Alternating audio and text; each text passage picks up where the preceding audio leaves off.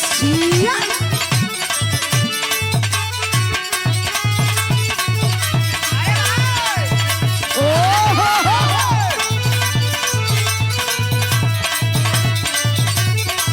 बाजिया होते जी भैया जिया जिया।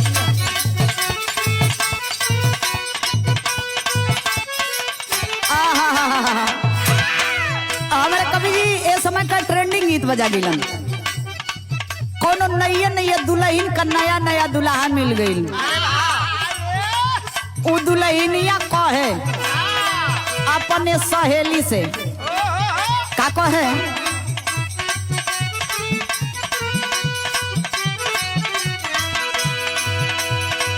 हल्का कोई पियवा के बिन चलू इंजन चापता।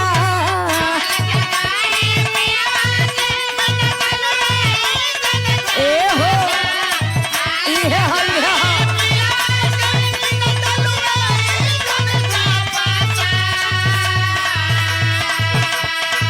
हल्का कोई पियवा के बिन चलू इंजन चापता। नया नया ड्राइवर हो अरे नया नया ड्राइवर हो हरा नवा धोय धो बता। नया नया ड्राइवर हो ए हो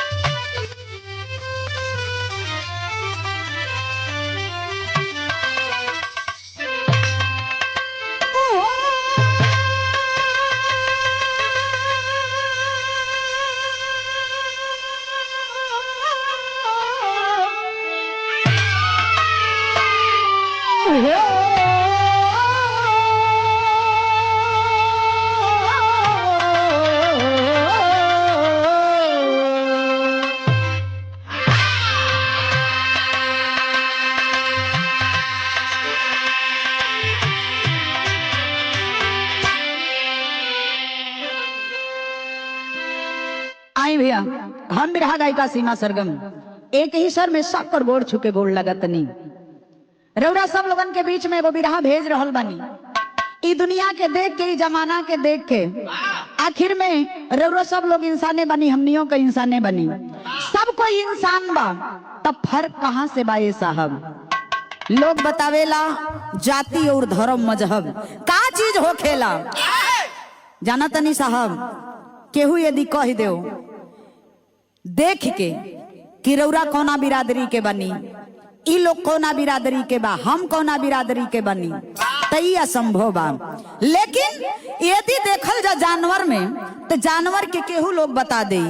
केहू बता दे कि गाय बिया भैंस बिया बकरी बिया केहू भी बता दे हाथी बा घोड़ा बा। लेकिन बाहर इंसान इंसान के यदि काटल जा तो खून एक ही जैसन होला ये साहब।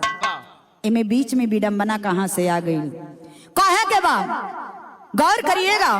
4 लाइन में कवि जी भूमिका के भाव में लिखलन भैया कैसे।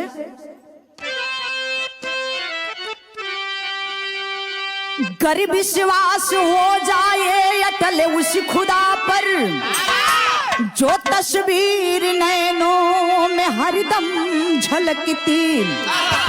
जिसके दर्शन से अंतःकरण खिल है जाता।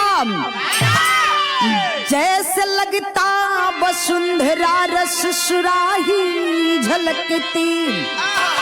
अरे हर इंसान है उस प्रभु का परिंदा। अरे जाति भेद करना एक अभिशाप है। अरे धर्म मजहब के चलते अगर कुछ ले कोई तो सबसे बड़ा यह महापाप है।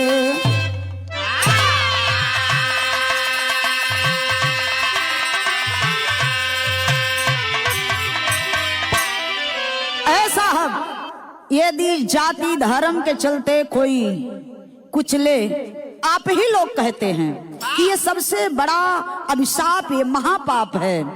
लेकिन क्या करेंगे, कितना विडंबना है साहब। बिरहा में कव्वाली का टुकड़ा लगिल भैया।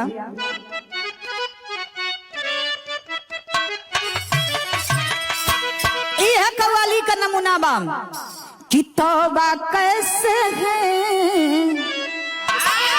अरे तौबा कैसे है नादान घुघरू पायल के, तौबा कैसे है नादान घुघरू,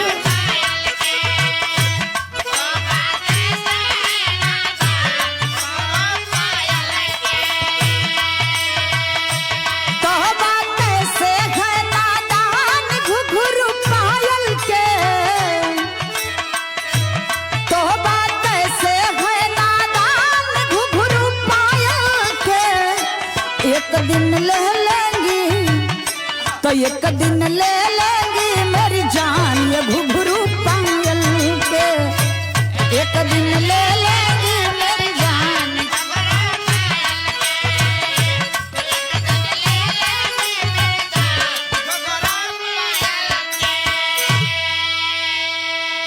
ये तो कव्वाली का नमूना रहे, लेकिन बिरहवा में कवि जी बड़ा खूबसूरत भाव दिहलन हो। कैसे?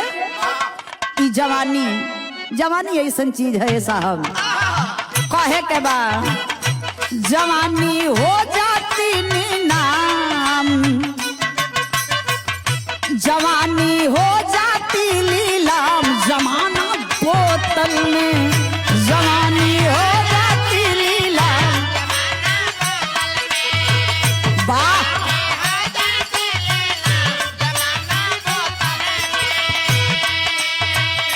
जवानी हो जाती लीलाम, जमाना बोतल में, जवानी हो जाती लीलाम।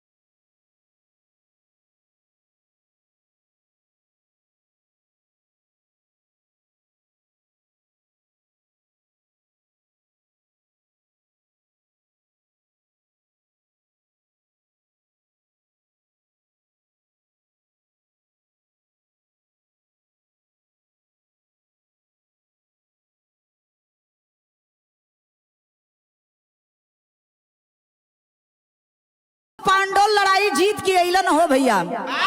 यार अर्जुन जी कहे लगलन कि यदि हम ना होती तो महाभारत का लड़ाई लोग ना जीतल हो। ए भैया पांचों पांडव अपने में बतियावे लगलन। कृष्ण भगवान सुनलन कहलन कि हो लगत है कि लोगन के घमंड हो गई। कृष्ण भगवान कहलन कि देखबा यदि ना विश्वास होखे तो कहा कि बर्बरी के मूड़ी से चल के तो हम लोगन के प्रत्यक्ष देखा दी, वो बता दी हन कि केकरा नाते ही महाभारत का लड़ाई जीतल बड़ा लोग।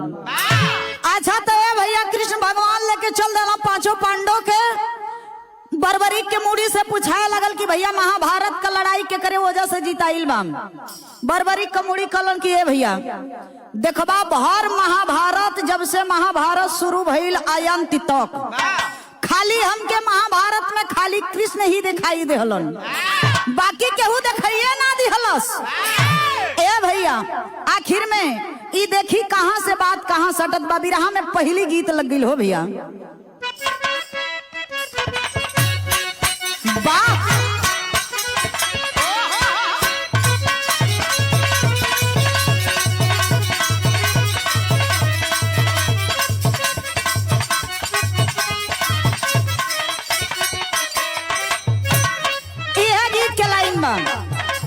ये गीत के हमरे तेजू को भौजी बड़ा पसंद करेली। हाँ हो कहली पानी भरे गईली पानी हारी कुआ नवा उमड़त आवे।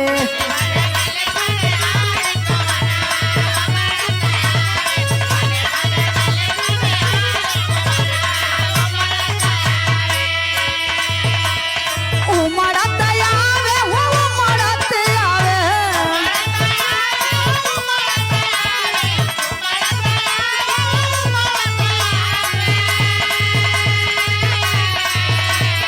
पानी भरे गईली पानी हारी कुआ नवा उमड़त आवे। काहे मनबो भौजी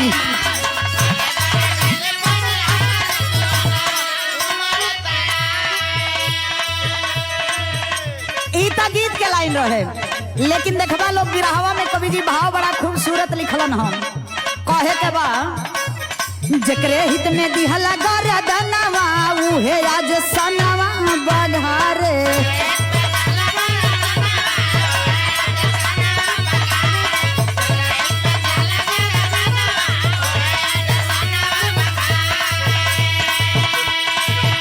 अरे कैसे भुलाइया हसनवा उहे आज सनवा बधारे।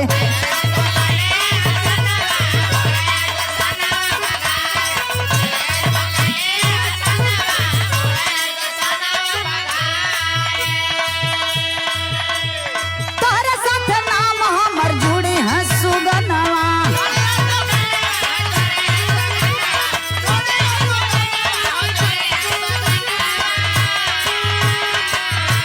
नाम खाटू श्याम तोहके जानी जहानवा।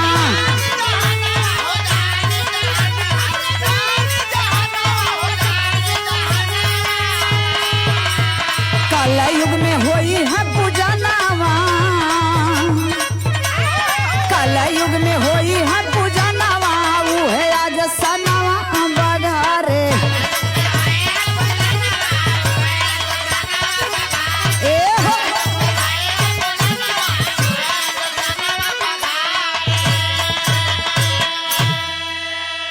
ए भैया लोग अपने में बतियावे लगलन लोग।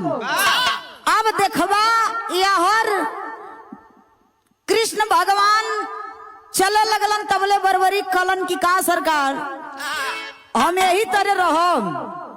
कृष्ण भगवान देखलन कलन हो कहल का चाहत कलन के रे जात जात हो सके तो कुछ हमरो की कही के चल जा। कलन देखा बरबरी तू चिंता मत करा, तू चिंता मत करा। कलयुग में तोहर नाम बड़ा धूमधाम से पूजाई आ तू खाटू श्याम के नाम से पूजैबा। ए भैया इतना कही के पांचों पांडवन के लेके चल दिहलन। यहाँ बिरहा में गीत चेंज हो गई।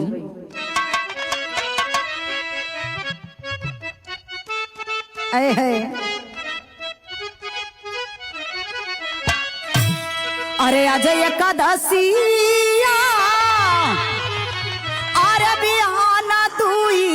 रसिया ते रसिए के ना। दुल्हन बड़ा परेशान रहे ए पहलवान भैया, ओ करे दिल का दर्द रहे कवि जी। वो कहे कि हमार राजा जी ऐसने समय पे गौना मांगत हुन कि हमार करेजा एकदम कुहकता।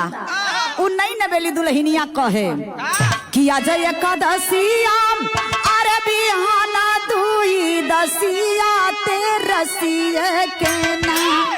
अरे दुल्हा मांगे लन गवना ते रसिए के ना। दुल्हा मांगे लन गवना।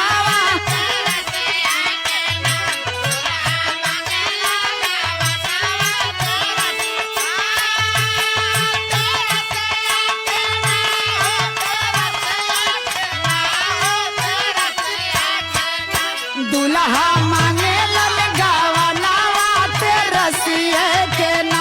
दुल्हा मांगे लन गवना।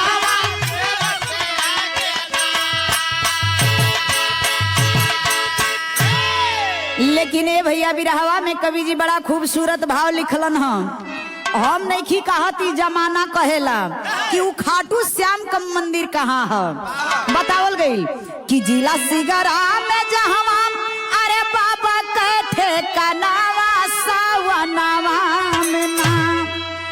अरे जिला सिगरा में जहवा अरे बाबा कैठे कनावा सावनावा में ना। जनता करे दर्शनवा सावनावा में ना। यही सावन में, यही सावन में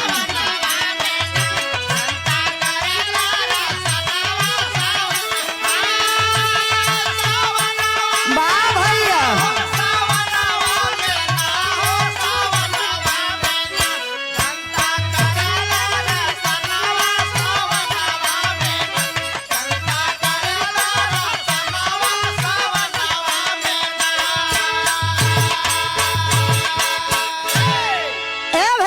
यही सावन के महीना में लोग बतावेलन कि खाटू श्याम की हम लोग भारी मात्रा में दर्शन करे के खातिर जाना लोग।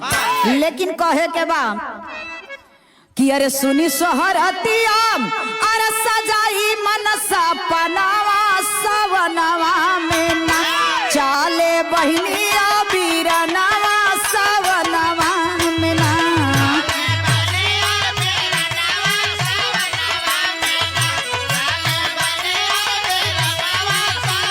वाह क्या बात है।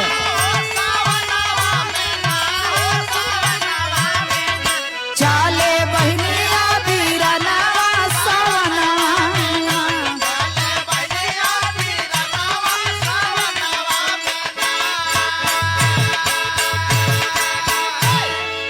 रंजना यौरी राना नाम अरे बिहारल बा मनावा सवनवा में नाम। अरे गईल बाबा के गोहनावा सवनवा में नाम।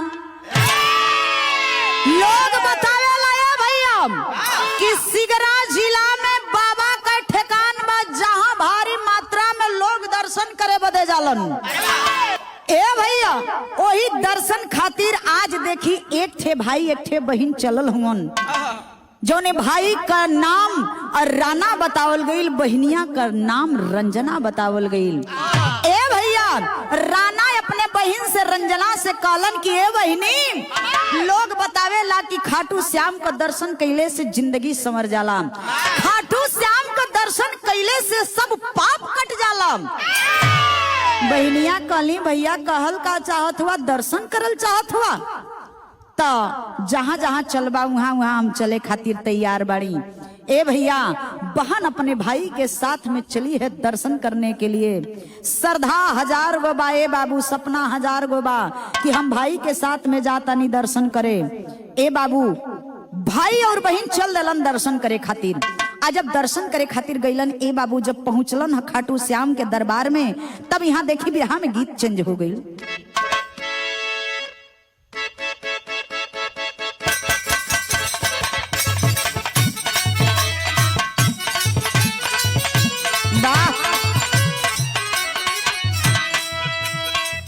हमारे मास्टर साहब गीत का संकेत कैलन।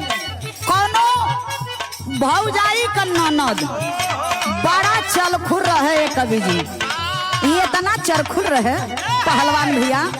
वो जानत हुआ जे मने तेजू भैया हुन वही मने तेजू हो रहे। भौजैया पूछ पड़ल, का पूछलस? अरे यार ननद, अरे यार ननद बतावा दिल के हाल।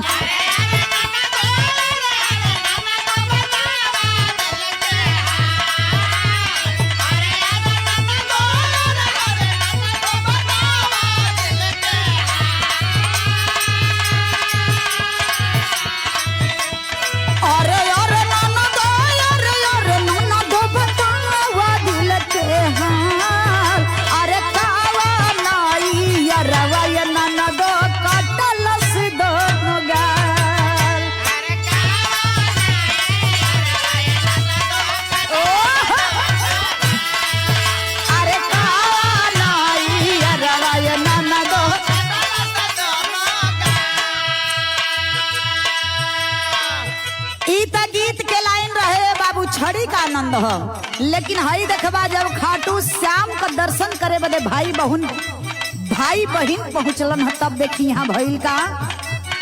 अरे अरे हीरावा, अरे अरे हीरावा पहुंचाओ ही काल।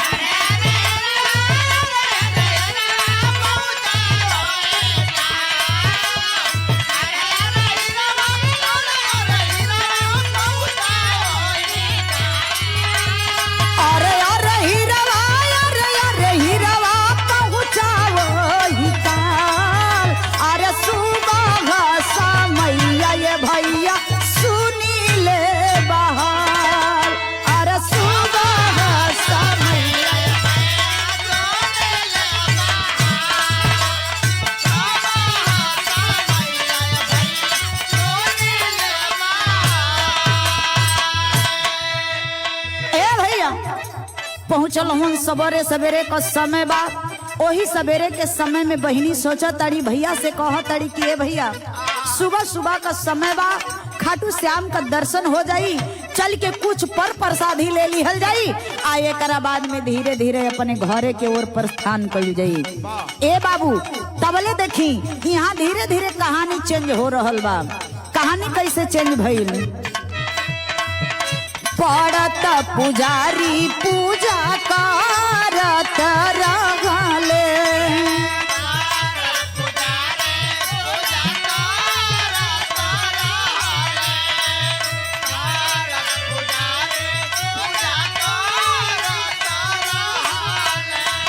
भैया बहिनिया दोनों गुनत रहले।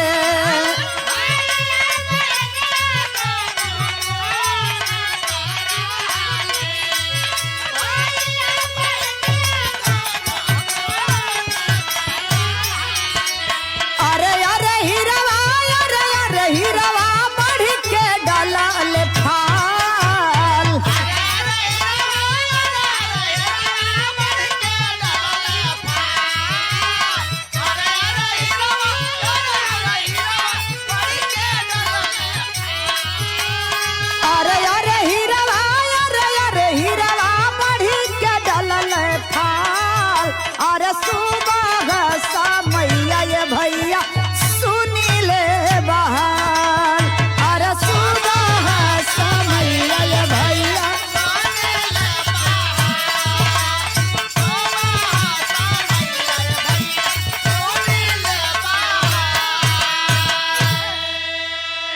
ए भैया एगो पुजारी वही खाटू श्याम के दरबार में पूजा कर रहल बड़न, मन लगा के पूजा करत अड़न। तबले निगाह परल बा। निगाह कौना ओरी परल कि जवन ये दोनों भाई बहन, जहां दोनों भाई बहन हुवन खड़ा बाड़न वही जगह निगाह पहुंचल बा पुजारी बाबा का। पुजारी बाबा सोचे लगलन कि अरे वाह क्या खूबसूरत लड़की है। ए बाबू ओ लड़की का जोने का नाम रंजना बतावल गई, और रंजना के पुजारी बाबा ताके की तकबे ना करें, बुझाइल की टकबाई धोलेहलस। ए बाबू एक टक निहारत हुवन पुजारी बाबा, सोचे लगलन कि कुछ ना कुछ उपाय करे के पड़ी। आखिरत में भइल का यहाँ टेरी के भाव में कवि जी लिखलन ह। अरे मुदैया बन के ताके निर्दयी, अरे मुदैया बन के ताके, मुदैया बन के ताके निर्दयी, अरे आइल बाला जहवा भोरे के समैया। ए बाबू इ निर्दयी पुजारी ऐसन ताकत बा कि बुझात बा कबो क लईकी देखल ही नहीं खे। एक टक ताकत बा, सोचत बा कुछ ना कुछ उपाय लगावे के पड़ी। ए बाबू धीरे धीरे धीरे धीरे इशारा कैल सब। आ जब इशारा भइल त देखी भइल का विदेशिया के लाइन में बतावे के पड़ल।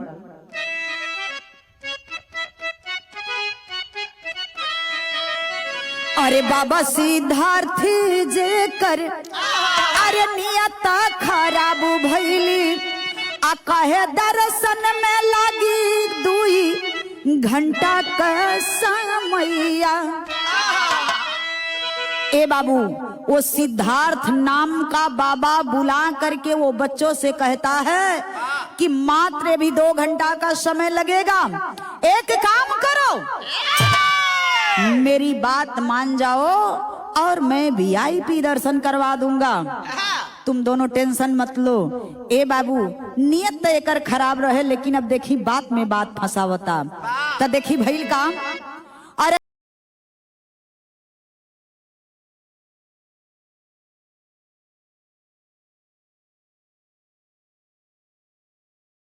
अरे काम बासी होई गाइल हो,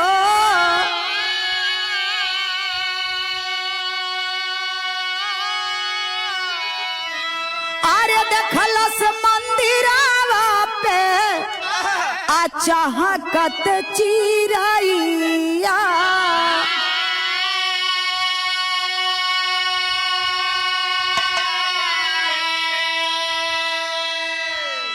होसनाया धीर तानी अरे धीर धारा मनावा में,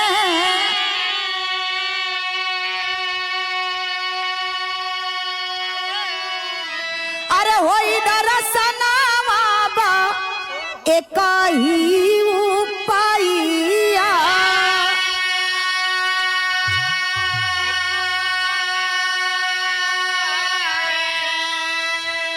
ए बाबू धीरे धीरे देखी अब उ सिद्धार्थ नाम का जवन बाबा रहलन धीरे धीरे बुला के पजरे बैठा लेहलन। कहलन तुम टेंशन मत ला, मात्र 2 घंटा का समय दे दा और तोहन लोगन के VIP दर्शन करवा दे, बढ़िया से दर्शन करवा दे।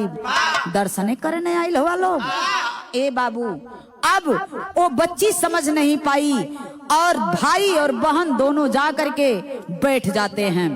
ए बाबू जब बैठलन तब देखी धीरे धीरे घड़ी 8 से पार कर गई। 8 पार कर गई, घड़ी 9 बजा दिहलस। और जब 9 बजल बा ए बाबू तब देखी भइल का बिरहा में गीत चेंज हो गई हो।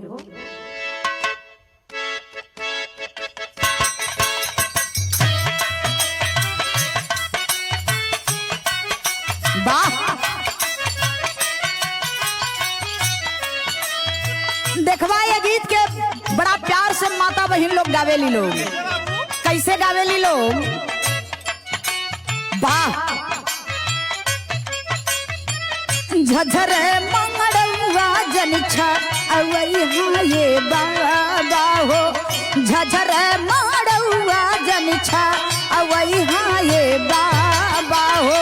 लगी है शुरू जावा के जोत हो, झझरे मंगड़ुआ जनिछा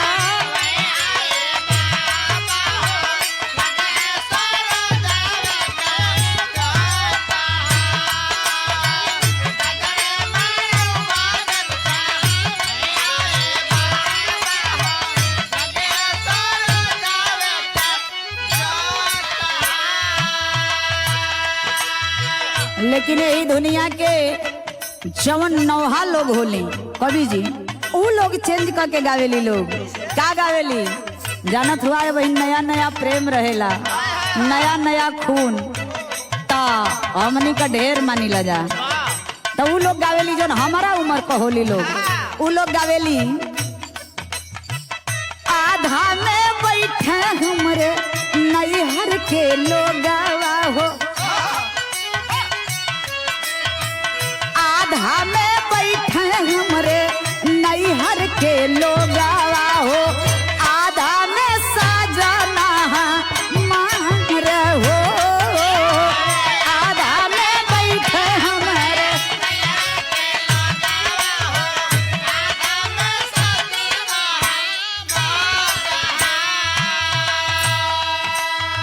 ए बाबू अब देखी पुजारी बाबा पजरे बैठोले बड़न, पूछा तड़न तोहार घर कहाँ बा, तोहार का नाम बा, धीरे धीरे फंसावो तड़न।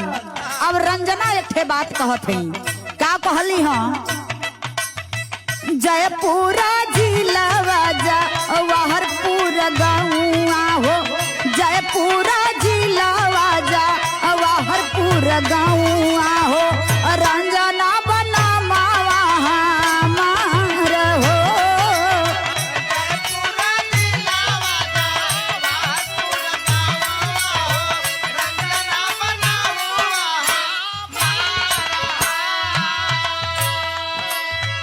बाबू फूलंदर रामा भाई मधेसिया हो, डोमिन का जातिया हमार हो।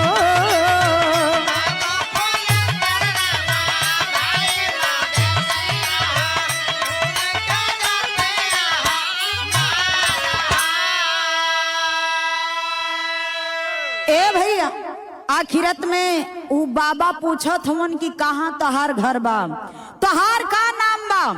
ये इतना पूछलन हाँ, उ रंजना बतावे कि ए बाबा हमार जयपुर जिला जवाहरपुर गांव बा, जानत हुआ हमार रंजना नाम है, हम जात का डोमिन बनी। ए बाबू जब ये इतना बात रंजना कहलस न, तबरे देखबा ई पंडित जी का पैरे तले जमीनिए खिसक गई कि अरे ये जात की डोमिन इतना खूबसूरत ये मंदिर में आई है। ए बाबू अब धीरे धीरे देखी पंडित जी का दिमाग औरी गड़बड़ा गई। जब पंडित जी का औरी दिमाग गड़बड़ाइल बा तब पंडित जी एगो काम कइलन हम, का कइलन,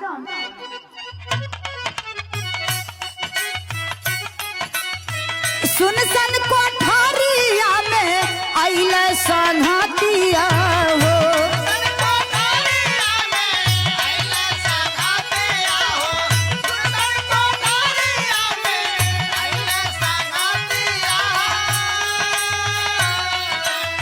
हवा ना खाटू श्याम के मूरतिया हो,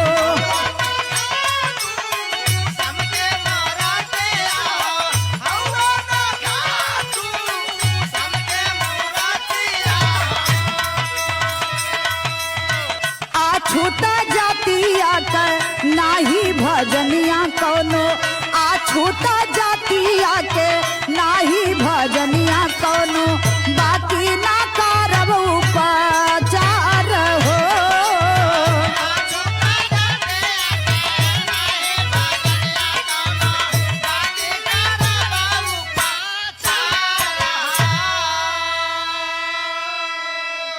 ए भैया आखिरत में देखी भाई बहन बैठल हुअन, भैया के कहलन कि ए बबुआ तनी सा कुछ सामान लेके चली आवा, हर बहन से पूछत हुअन। ए बाबू कहलन कि तू टेंशन मत ला, तू हमरे संगे संगे चला, जबले तोहर भाई आवत हुअन तबले तोहके हम दर्शन करवा देतनी। ए भैया लियाई के रंजना के चलल हुअन, रंजना के लियाई के गईलन कहाँ कि जहाँ सुनसान एगो रूम बा, ओई कमरा में लिया के गईलन। ए बाबू रंजना देखे लगलिन कि यहाँ त खाटू श्याम का कोनो मूर्ति नहीं बा, यहाँ कोनो केहू का मूर्ति नहीं बा। ए बाबू रंजना मन में मन घबराए लगली हाँ, कहली कि ए बाबा यहाँ तो भगवान का कोनो मूर्ति नहीं बा, आखिर में ये आप कहाँ हमके लेके आई बनी। ए बाबू बाहरे वो पंडित कहता है कि अरे अछूत जात, तुमको कौन कह दिया कि तुम दर्शन करने चली जाओ, और कौन कह दिया कि तुम भजन कर लो, अछूत जात की कोई भजन नहीं होती है। ए बाबू ये तना जौने समय रंजना सुनलस न हो बाबू, पैरे तले जमीन खिसक गई। हाथ जोड़ के कलश सरकार यदि ऐसन बात बा तो ठीक बा, हमके जाए दई। ए बाबू, जो ही रंजना रूम से बाहर होना चाहती है तब तक वो कमीना हाथ पकड़ करके खींच लेता है। ए बाबू, रंजना की आंखी से आंस झरझर झरझर चले लगल। रंजना हथवा जोड़ के कल की पंडित जी जान बकस दी, हमार जान बकस दी, हमरा के जाए दई, हमार जिंदगी खतरा में लागता। जानत नहीं, हम गरीब भले बनी, जात का डोमिन भले बनी, लेकिन स्वाभिमानी बनी। ए बाबू, आखिर में पंडित एक बात नहीं सुनता है। आखिरत में भइल का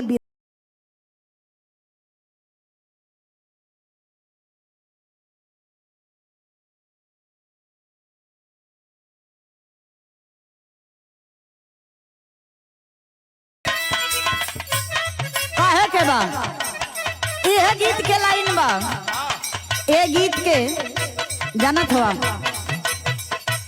हमारे तेजू भैया का ही फेवरेट गीत है।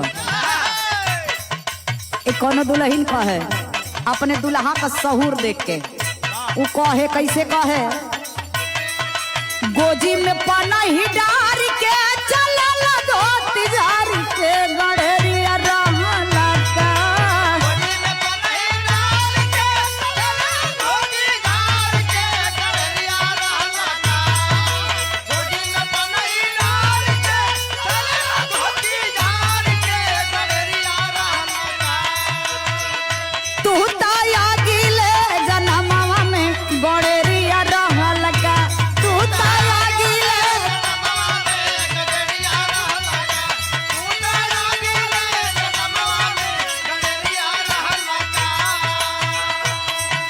गीत के लाइन रहे भैया, लेकिन बिरहवा में देखी उल्लई की कहे, उल्लई की पंडित जी के समझावतिया। रंजना कहतिया का कहे, अबला हम के जान के जनी बोरा तू ईमान के जहानवा जानीला।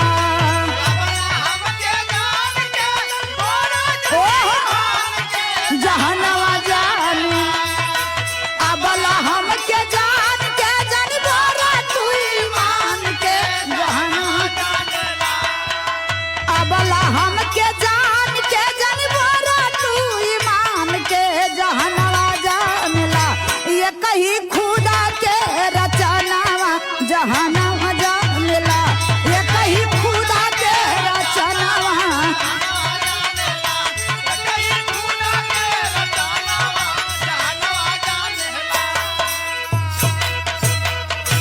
ए बाबू, रंजना कहे कि ए पंडित जी एक बात सुन लो, यदि तोहार गड़बड़ ईमान होत न तो तू के भगवान बनैले बड़न, हमहू के भगवाने बनैले बड़न।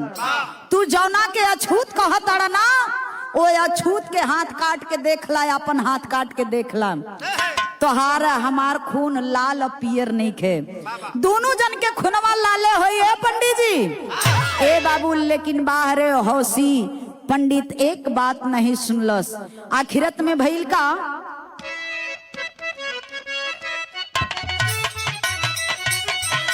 रंजना कहे, लाल खून सबाही में देखा तनी चीर के,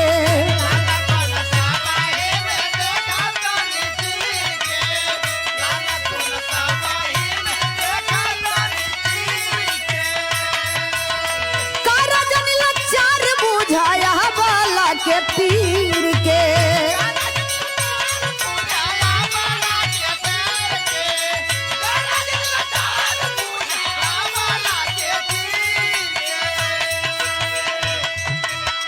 तोड़ा जन रिवाज के तू बदला मिजाज के जहानवा जानेला।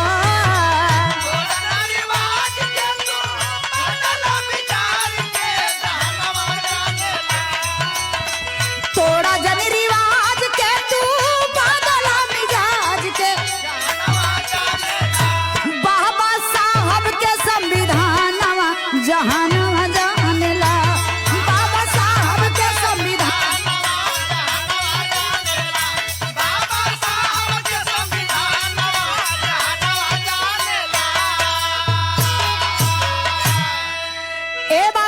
वो बच्ची गिड़गिड़ाने लगी और कहती है कि पंडित जी एक बात सुन लीजिए, आप जिसको अछूत कहते हैं ना, उसकी बात एक सुन लीजिए।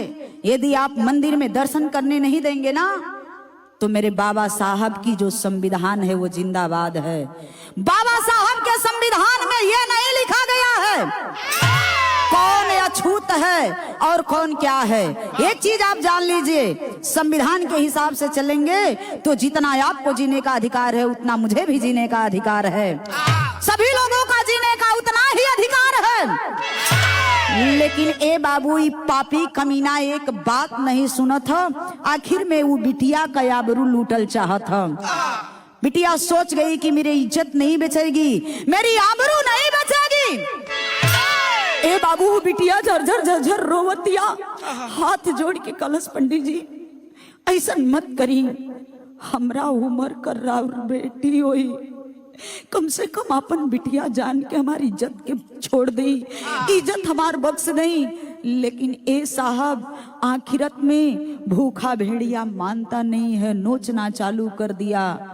ए साहब आंख में आंसू ले करके वो भगवान के याद करत बा, कहत बा कि ये दुनिया का मालिक हम तो तोहार दर्शन करे बदे आइल रहली, लेकिन यहाँ का से का हो रहल बा। आखिरत में रो रो के वो बिटिया एक ठे बात कहे,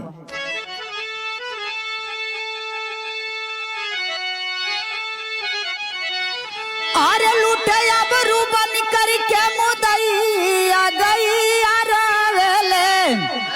अरे लूटे अब रूबन करके मुदई आ गई अरे कहाँ छिपल हउआ कुंवर कन्हई आ गई अरे। ए बाबू आंख में आंसू लेके वो बिटिया रो रहल बिया कि भगवान सुन ले बानी, द्वापर युग में द्रौपदी का लाज बचौले रहला चीर बढ़ा के, आज ये पापी से हमार लाज बचाला, ये पापी से लाज बचाला भगवान, हम कैसे के मुंह दिखाई। ए बाबू लेकिन देखिए वो हौसी एक बात नहीं बेटी का सुनता है, आखिरत में इज्जत को लूट ही लिया। यहाँ अल्लाह के लाइन में प्रमाण मिलल भैया,